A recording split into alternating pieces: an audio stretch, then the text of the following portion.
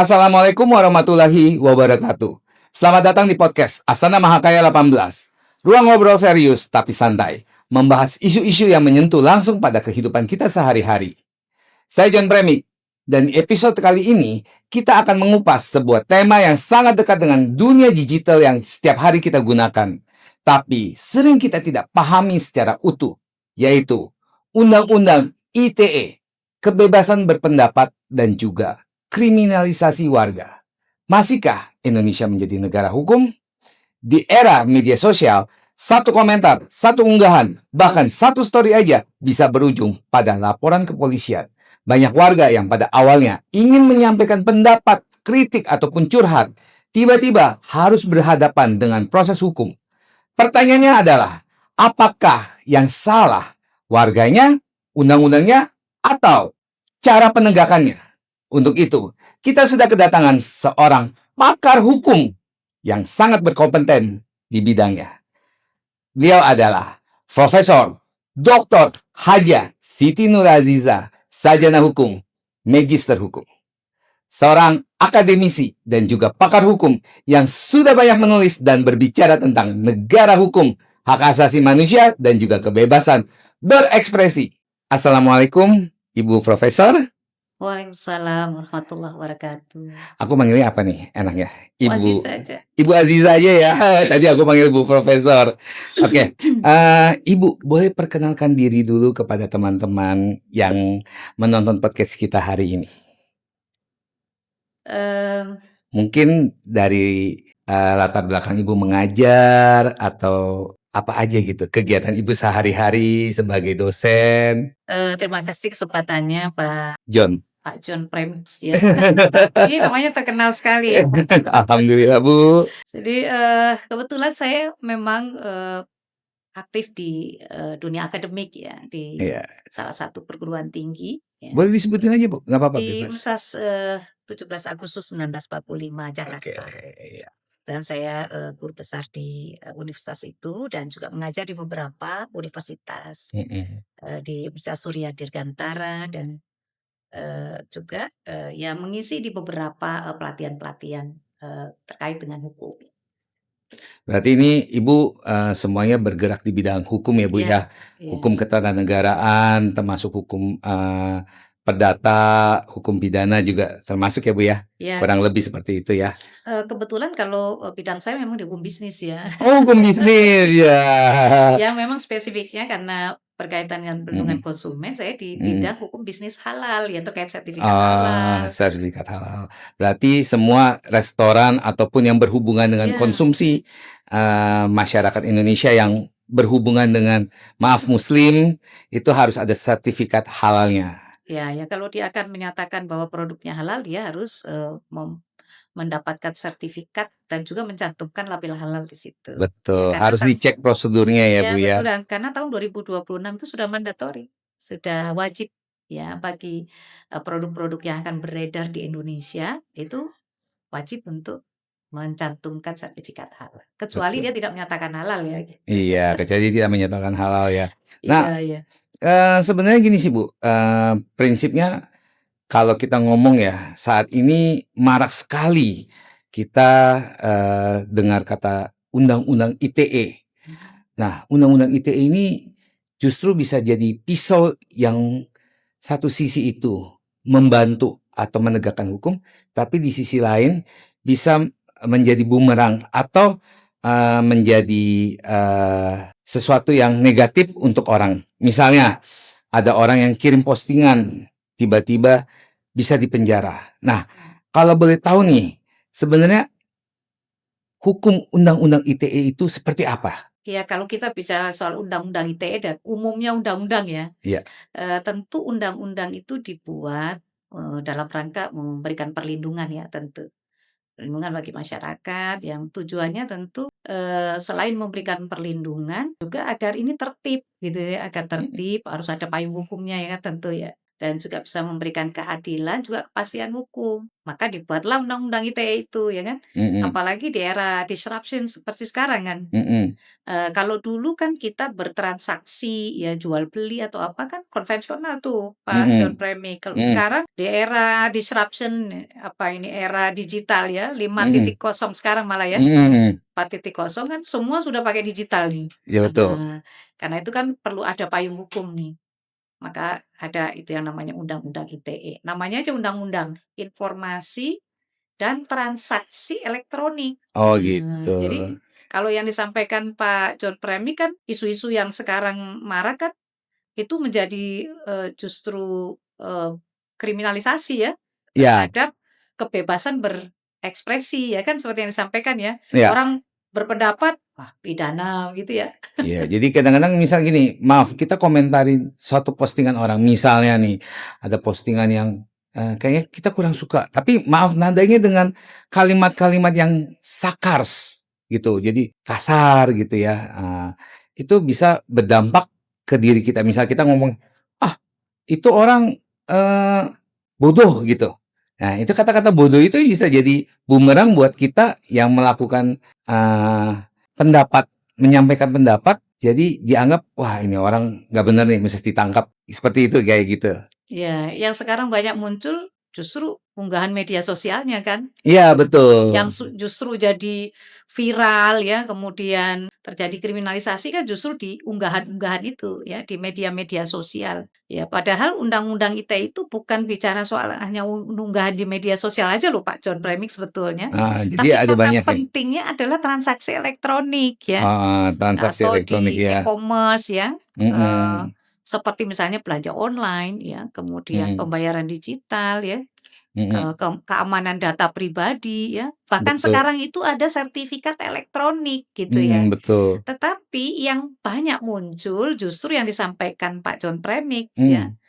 misalnya unggahan-unggahan yang Mhm. misalnya menyasar pada pribadi-pribadi ya, Iya, betul. kemudian mereka menganggap itu sebagai pencemaran nama baik ya, penghinaan ya begitu kan ya, Iya, pasalnya diarahkan pasal-pasal. ke sana yang kemudian diarahkan ke, eee pidana ya. Iya. Padahal jangan lupa kalau kita bicara orang per orang, privat ya, Heeh. itu sebetulnya tidak selalu ke ranah pidana loh Pak John Premik, Iya, tapi ke ranah perdata. perdata Iya juga ada. sebetulnya. Jadi yang mengatur tentang bagaimana hubungan hukum, Heeh. orang per orang ya, eee, itu biasanya ranahnya ranah perdata. Tapi sekarang justru maraknya ke Pidana, pidana betul gitu. Nah betul. ini yang saya kira persoalan nih, Mhm. tadi disampaikan, apakah pasalnya ya ya memang Mhm. harus lihat dulu ya, Mhm. undang-undang itu kan tujuannya untuk memberikan keadilan ya, jangan sampai kemudian orang dikriminalisasi karena Iya. unggahan-unggahan itu. Padahal banyak sekali ya dibilang undang-undang ITE itu banyak sekali, termasuk penipuan online dan juga Betul, salah satunya, kejahatan siber ya. iya cybercrime Heeh. yang berbasis digital kan gitu ya. Heeh. Jadi memang termasuk ini ya, Bu, ya, kalau misalnya ada orang tiba-tiba nyuruh transfer Iya uang, betul, kemudian itu sebenarnya bisa termasuk pinjol ya. oh, pinjol juga Iya, termasuk itu ya, Bu, kan ya? termasuk transaksi elektronik ya kan, itu Iya dalam iya hal, iya iya. ekonominya. Heeh. Terus apa itu namanya, Mhm. hacker ya, data-data Hackers, pribadi ya, iya hackers, data-data kemudian pribadi. penipuan investasi Iya ya, investasi bodong ya. ya secara elektronik, itu kan banyak tuh, Iya banyak itu. investasi-investasi yang Mhm. akhirnya merugikan banyak orang gitu ya. Nah, kalau tadi kita udah ngomong sekilas tentang, informasi, transaksi elektronik ya. Nah, ini kita juga kenal ada namanya pasal karet Ya, di Undang-Undang ITE. Nah, sebenarnya ini apa sih yang disebut pasal karet? ya biasanya kalau, di dalam satu undang-undang isinya Mhm. norma-norma ya, Mhm. pasal-pasal yang mengatur ya, bagaimana, hubungan hukum ya, Mhm. bagaimana peristiwa-peristiwa hukum yang diatur di dalam, satu norma.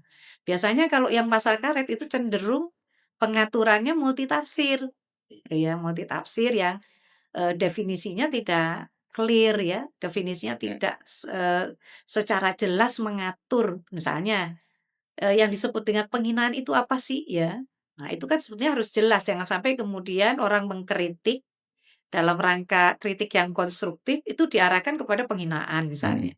Jadi memang, pasal-pasal dalam norma itu, yang dinormakan itu memang harus jelas, ya, definisinya ya, kemudian, apa namanya, sanksinya harus jelas ya. Mhm. Jadi dari definisi itulah kemudian bisa dikategorikan apakah ini pidana atau perdata, Oh gitu gitu. ya. Jadi itu yang disebut, untuk pasal karet ya, Bu, ya? Iya betul. Mhm. Kemudian gini, kalau kita bilang, pasti dalam suatu undang-undang itu ada pertimbangan. Pada saat membuat undang-undang itu, ada pertimbangan-pertimbangan tertentu yang dibuat oleh mungkin anggota DPR ya, tapi juga ada namanya satu titik kelemahan. Setiap, undang-undang yang dibikin, itu pasti juga ada memiliki satu kelemahan atau celah yang mungkin ya bisa dianggap, memberatkan rakyat. Mungkin seperti itu ya. Mhm. Nah, kalau boleh tahu nih, kira-kira letak kelemahan Undang-Undang ITE yang bisa memberatkan rakyat kecil itu seperti apa ya? Kurang lebih contohnya lah, Bu. Mhm. Ya, kalau kita lihat Undang-Undang ITE ini sebetulnya kan sudah mencoba mengakomodir ya. Mhm, mengakomodasi. Ya, mengakomodir ius, constituendum, ya artinya Ah, cita-cita dari undang-undang itu agar bisa mengakomodir, apa, informasi-informasi yang baik yang diterima maupun yang dibuat oleh masyarakat maupun betul. transaksi elektronik Mhm. yang tentu ya bisa beradaptasi dengan zaman, ya kan? Nah, eee yang menjadi persoalan kalau yang kita lihat ya, seperti yang disampaikan ya, fenomena yang ada ya, cenderung mengkriminalisasi, itu lebih pada, eee, penjelasan ya, ataupun norma ya, Mmm. definisi norma yang terkait dengan, eee, pasal-pasal yang terkait dengan penghinaan, ya, pencemaran nama baik ya. Itu celahnya ya? Iya, jadi ya akhirnya multitafsir ya. Tidak ada Oh, batasan yang jelas antara apa itu kritik, apa itu keluhan ya, apa itu mmm, penghinaan. i Sehingga orang merasa bahwa itu masuk dalam definisi itu gitu loh, bahwa itu termasuk yang itu penghinaan loh ya. Ketika orang mereview gitu ya, heeh, kemudian, mereview. Tidak ketika sesuai dengan iya, ketika orang menganalisis, tidak ya, sesuai dengan keinginan atau tidak sesuai dengan apa iya. yang diinginkan gitu, orang menganggap itu Iya, pencemaran. pencemaran nama baik Heeh, ya, sehingga dia, eee, melaporkan gitu ya, apa yang, disampaikan, yang sesungguhnya sebenarnya bukan penghinaan ya, itu lebih kepada, pendapat misalnya ya, iya, pandangan-pandangan ya, yang arahnya sebetulnya konstruktif, tetapi bisa saja itu diartikan ketika definisinya tidak jelas, tidak jelas, gitu ya. oke. Jadi Nah, harus hati-hati betul ini ya. berarti, ada ketimpangan juga ya posisi antara, tawar rakyat biasa dengan pihak yang memiliki kekuasaan gitu ya, Mhm, mmm, ada ya tidak kesesuaiannya. Berarti harus ada, eee, perubahan ataupun juga harus nanti, digodok ulang pasal-pasal yang dianggap tanda kutip iya. sebagai celah. Ya harus kalau istilah kita tuh di judicial review ya, baik Mhm, itu oleh pemerintah maupun mhm. oleh DPR, kan ada 2 tuh cara mereviewnya. Iya, Bisa lewat pemerintah, bisa lewat, legislatif, ya kan. Sehingga itu sesuai dengan awalnya undang-undang itu mau dibuat. mmm, Undang-undang ITE kan harus ada tujuan hukum itu dibuat kan gitu ya. Sehingga rumusan normanya itu harus memberikan, rasa keadilan ya. Kemudian itu bisa memberikan perlindungan ya, mhm. kemudian juga kepastian kepada masyarakat. Iya, Kepastian harus ada hukumnya. kepastian, jangan kemudian dia sebetulnya ingin berpendapat, itu menjadi pencemaran nama baik, itu penghinaan ya, gitu. Sehingga berdampak pada, kerugian bagi masyarakat, ya kan gitu. Dan juga dalam hal penegakan hukumnya juga. Iya. Berarti misalnya kayak gini ya, saya, beli produk nih, misalnya Mhm. seperti ini, Ah, saya ya. beli produk nih, Mhm. kemudian saya bilang, "Nih, produk kok kecil banget sih? Produknya itu bagus nggak?" Pas saya posting, "Ini produk apa?" Gitu. Nah, itu bisa menimbulkan perbedaan persepsi sudut Iya. pandang gitu ya, Iya, kalau heeh, definisinya tidak jelas. tidak jelas. Apakah itu masuk dalam kategori, pencemaran nama baik? Tidak, Mmm, gitu. Nama baik produk misalnya iya, dianggap gitu, padahal dia heeh, mereview dalam rangka memberikan informasi kan kepada iya. masyarakat, gitu. Walaupun produknya ditutup ya, Pak, ini, namanya Iya, ditutup tetap ditutup. dianggap pencemaran nama baik ya? Ya, ketika definisinya tidak Tidak sesuai ya? tidak clear ya, Tidak tidak clear. jelas Ya, ya. ya. Tapi ini, ada satu produk yang mungkin kita mau review juga nih. Ini produk Matcha. Oh iya, Matcha ini adalah skincare yang gampang dibawa kemana-mana, terutama untuk orang-orang yang aktif. Dan juga ini adalah, eee, paling bagus, dalam arti harganya bagus, kualitasnya bagus, dan juga kemasannya bagus. Kita coba dulu ya. mhm, Nah, Ibu sering ngajar, berarti, berada di ruangan AC, ber-AC. iya betul, Nah, berarti ber-AC. tetap harus memakai ini ya, Bu, ya? Iya, ini Karena ini tapi juga ini dijual secara online juga enggak ya?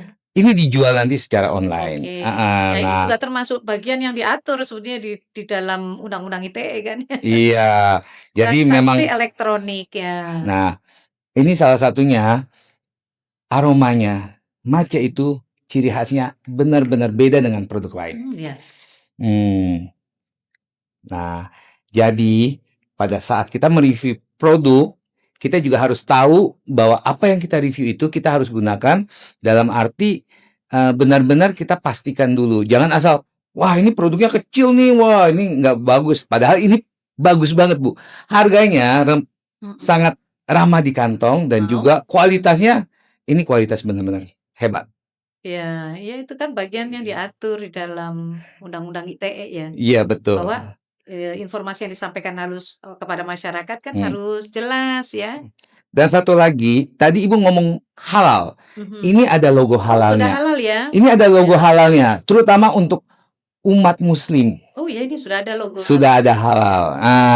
Dan juga ada BP POM-nya. Jadi jangan khawatir. Aman ya? Kalau beli produk, mau review produk, lihat dulu logo halal sama juga BP POM-nya. Ya, sehingga memberikan informasi yang Iya, tepat ya. karena BP POM itu nggak sembarangan dan nggak mudah untuk didapatkan. Ya, Apalagi juga sertifikat halal. Karena untuk mendapatkan sertifikat halal dan BP POM RI, Republik Indonesia, itu melalui prosedur yang cukup ketat. ya. Seleksinya juga ketat, kemudian juga diperiksa satu persatu, mulai dari kualitas bahan baku, kemudian lokasi perusahaannya, kemudian cara melakukan manufacture-nya, untuk kemasannya, packaging-nya, dan lain Dari hulu sebagainya. sampai ke hilir ini kan Iya, diatur ya, betul. sehingga aman dan nyaman ya. Artinya nyaman tuh karena udah ada sertifikat halalnya ya kan. Ya, pokoknya Sehingga kalau kita udah percaya langsung. Ini boleh teman-teman nanti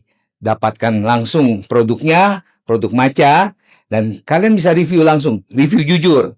Jadi benar-benar ini kita sudah pastikan aman, halal, dan juga teruji di BP POM Republik Indonesia. Oke, kita kembali lagi, Bu. ya, Kalau kita boleh tahu nih, fenomena masyarakat ini takut sekali dengan adanya undang-undang ITE, terutama yang tadi kita bilang dengan pasal karet kalimat-kalimat tadi. yang salah sedikit main ditangkap. Nah, sebenarnya gini loh, secara singkat aja, apa sih kajian hukum eh, yang bisa dijelaskan oleh Ibu Profesor mengenai fenomena masyarakat tuh yang takut berpendapat setelah adanya undang-undang ITE ini? Ya, ya Sebenarnya seharusnya nggak usah takut ya, Bu, ya. iya, Seharusnya kan eee, tujuannya jelas untuk memberikan perlindungan sebetulnya. iya, Tetapi akhirnya tidak memberikan perlindungan dan kepastian hukum ketika normanya itu tidak jelas ya. mhm, Jadi bisa persepsinya ya, positif, bisa negatif, ya. tapi orang masyarakat Indonesia terutama mungkin nih, khawatir karena, "Wah, kalau entar gua komen negatif dikit aja, Ya, akan jadi itu berubah jadi ada norma masalah." yang kabur, artinya tidak Iya, jelas, sehingga menimbulkan multitafsir. Itu saya kira itu satu kelemahan ya di dalam satu undang-undang yang memang harusnya dilakukan penyempurnaan. Makanya kan Undang-Undang ITE itu yang Undang-Undang Nomor 11 Tahun 2008 kan disempurnakan kembali. berarti ada lagi digodok Iya, di lagi Undang-Undang heeh, Nomor 1 ya, Tahun 2024. Ada beberapa pasal yang memang belum jelas kan? iya Terkait tadi, apa yang dimaksud dengan hal tertentu, apa yang dimaksud dengan penghinaan iya, ya, pasal-pasalnya ya, pasal-pasal yang memang tadi masih kabur. Karena itu perlu, adanya penyempurnaan yang bisa berangkatnya dari DPR atau mungkin dari pemerintah gitu, untuk menyempurnakan norma-norma yang masih kabur tadi, ya masih belum jelas gitu. Nah, ada nggak contoh kasusnya yang misal nggak usah disebutin nama, nggak usah ada nggak contoh kasusnya misal kayak apa gitu loh, yang benar-benar mungkin ya yang tadi gitu loh yang Ibu jelaskan.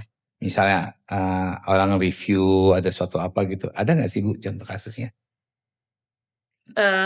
Ya misalnya ya, Iya. ketika sekarang nih marak nih maklon, Oh iya. kosmetik maklon banyak Iya ya, iya iya. kemudian banyak endorsement yang orang Iya. kemudian mereview ya. Iya. Sepanjang mereviewnya itu didasarkan kepada data-data ya, yang Kejujuran ya? ya data-data yang memang akurat Heeh. ya dan bisa dipertanggungjawabkan, sebetulnya itu kan bukan satu pencemaran ya, Iya. pencemaran nama baik Heeh. dalam hal Mhm. tertentu produk tanda Mhm. petik ya. Tetapi ketika kemudian melakukan, upaya-upaya yang, tidak konstruktif, Heeh. ketika melakukan review, Heeh. lalu itu ada persaingan dagang di Oh iya. sana Nah ya. itu timbul konflik ya? Iya, konflik yang benturan yang bisa jadi itu dibawa ke ranah Hukum. ranah, pidana Oh akhirnya, pidana ya ya. dipidanakan gitu Iya ya. oke. Karena konteks tadi persaingan-persaingan, dagang tadi. Jadi memang itu yang harus dihindari, sesuatu yang multitafsir tadi itu ya. Sebenarnya, menarik sekali ya Bu ya, ngomong hukum itu menarik sekali. Dulu saya juga mau, dulu cita-cita saya. Pagi ngambil komputer Bu, malam dihukum. Ya iya. Ya kalau yang kayak gitu, pagi ngambil komputer, malam, dihukum, itu hukum karma itu. Sebenarnya sebenarnya mau sekolah hukum, cuman Iya, awalnya tadi saya pikir, wah kalau ini pagi ngambil komputer dulu deh, iya, mau sekolah hukum Bu, iya, pagi ngambil komputer, iya, malam dihukum Bu. iya, jadi ngambil Gara-gara ngambil komputer. hukum karma ini. Iya, sekilas info aja ya, Ibu Siti Nurhaziza ini, adalah anak dari Pak Ma'ruf, Iya, boleh disebutin aja Pak? iya, Ibu, iya. Saya kebetulan putri yang keempat, putri ya keempat dari dari Pak Pak Kiai Ma'ruf Amin. Bapak Kiai Iya, Haji Ma'ruf Ma'ruf Amin, ya. Amin. Ini benar-benar, idola saya banget. Pak Ma'ruf Amin ini orangnya sabar, orangnya tenang banget, Iya, nggak banyak bicara. Jadi benar-benar ya beda sekali nih, putrinya wawasannya, pandangannya luas. Dengan kita melihat sosok figur dari putrinya Pak Ma'ruf Amin aja, kita bisa melihat bahwa Pak Ma'ruf Amin itu memiliki cita-cita yang sangat mulia untuk bangsa dan negara Indonesia. Nah, kira-kira gini, dari Undang-Undang ITE ini ya Bu ya, sebenarnya apa sih yang Ibu mau sampaikan ke teman-teman yang ngikuti podcast ini? Kira-kira sebenarnya maunya dibawa kemana nih Undang-Undang ITE menurut Ibu? Yang logisnya gitu. Apakah memang perlu ada masukan-masukan lagi atau gimana? Baik ya, tadi saya sampaikan ya, terkait dengan Undang-Undang ITE ini ya. Kalau saya melihat bahwa Undang-Undang ITE ini kan sebetulnya tadi saya sampaikan bukan hanya bicara soal, eee, persoalan bagaimana masyarakat melakukan, apa ya namanya, ranah-ranah ekspresif ya, Mhm. Tapi bagaimana sebenarnya itu untuk transaksi elektronik, nah, penipuan. tanda tanda yang saya kira penting itu ya, kata Mmm, penting di dalam judul undang-undangnya sebetulnya ya transaksi elektronik. iya. Walaupun di situ ada Termasuk informasi transaksi ya pakai kris ya? iya, pakai QRIS bisa Mhm. juga, kemudian terkait investasi berbasis digital ya kan? Tapi Bu, ngomong-ngomong Bu, untuk yang penipuan berbasis digital atau penipuan yang, minta transfer uang, apalagi nih sekarang mohon maaf nih ya, ini, AI ini sudah, makin merajai dunia elektronik ya. Betul, betul. Jadi kadang-kadang kita ngomong sebentar, itu suara kita direkam, pada saat ditelepon mereka yang dari seberang sana tuh nggak ngomong apa-apa, tapi suara kita direkam. Menggunakan AI kan? Itu kemudian suara kita direkam itu dirubah seperti, "Mas, tolong dong, ini anak kita lagi sakit di rumah Penipuan, sakit, butuh segera ditransfer uang." Nah, itu termasuk penipuan kan. Jadi, Iya. "Tolong dong ditransfer uang ke sini-sini, tolong gini-gini." Nah, padahal itu dirubah dengan suara AI ya, dengan program AI. Nah, itu juga termasuk penipuan secara digital. Secara elektronik. Ya, itu salah satunya teman-teman. Jadi itu yang harusnya diekspos ya. Karena penipuan melalui AI ini sangat-sangat marak sekali gitu, Bu. Nah, itu gimana tuh menurut Ibu pandangan Ibu? Jadi tadi saya sampaikan, jadi ini penting sekali untuk kita berhati-hati ya dalam memanfaatkan teknologi saat ini ya, terutama yang terkait dengan Undang-Undang ITE ini. Jadi bukan sekedar kebebasan berekspresi sebetulnya yang diatur di situ agar di dalam melakukan sebuah pendapat atau ekspresi itu tentu jangan sampai kemudian merugikan orang lain ya, atau mengganggu ketertiban ya secara umum. Nah,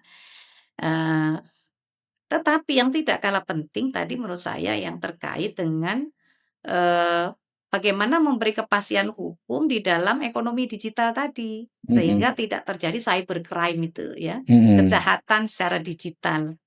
Nah, kalau udah terjadi cybercrime gitu ya, menurut Ibu nih mungkin bisa dicegah nggak nih? Kira-kira gimana nih cara pencegahannya? Karena jujur Bu, nih sorry ya, kita secara ngomong laporan kepada pihak yang berwajib, itu kan perlu ada tindakan. Ya, Tapi ada kan penegakan hukumnya. ada penegakan hukum. Cuman kan pasti kan otomatis kan ini butuh waktu atau butuh proses. Iya. Nah, Dan itu itu agak biasanya lama. lebih sulit. Lebih sulit ya. Lebih sulit daripada kemudian kalau sekarang kita sebut dengan apa istilahnya? Polisi cyber ya.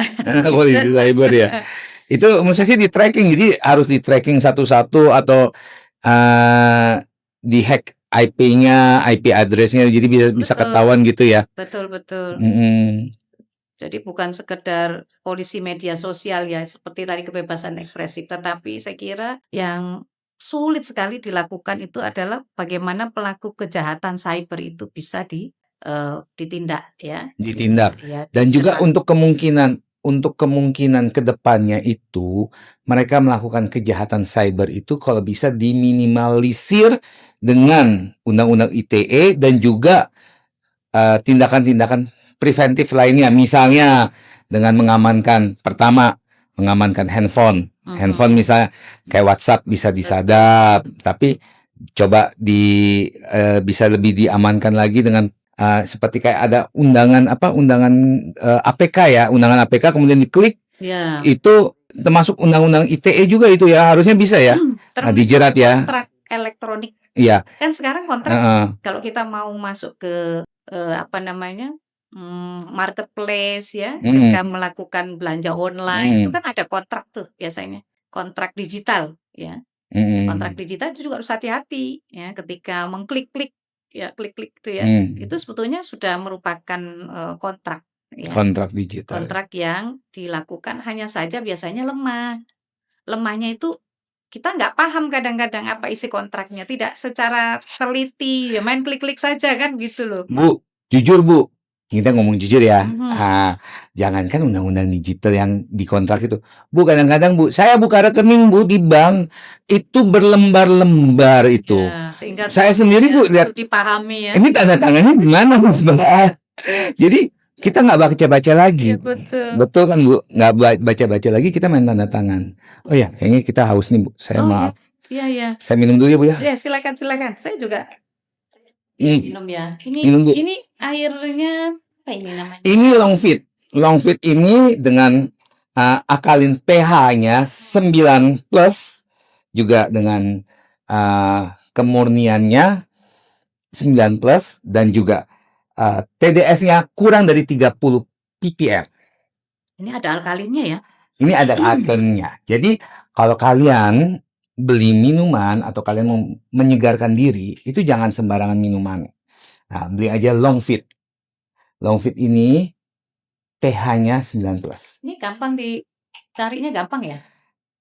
Saat ini kita sudah masuk ke semua tempat. Nanti bisa kalian temukan aja di tempat-tempat yang mungkin jadi langganan favorit, misalnya kayak di minimarket, Oh, iya iya. ataupun juga supermarket, ataupun mungkin nanti ada di online. Nah, jadi Harganya terjangkau dong ya? sangat terjangkau. Dibandingkan dengan ibu melakukan pemeriksaan kesehatan. Mhm. Karena dengan minum ini setiap hari, kesehatan kita terjaga. Paling enggak Iya. ada solusi untuk memberikan tubuh kemurnian airnya. Nah, ini kita coba. Jadinya Ya. badan segar, kemudian kita makin sehat. Oke, ini yang untuk terakhir ya Bu ya. Kita ngomong Indonesia apakah bisa menjadi tetap negara hukum dengan penegakan undang-undang ITE ini? Ya, sekarang ini kan yang banyak di penegakan hukumnya lebih kepada kebebasan berekspresi itu ya, yang lebih banyak ya daripada transaksi elektronik tadi ya. Karena saya lihat sih lebih banyak polisi komentarnya gitu ya, lebih di media sosialnya.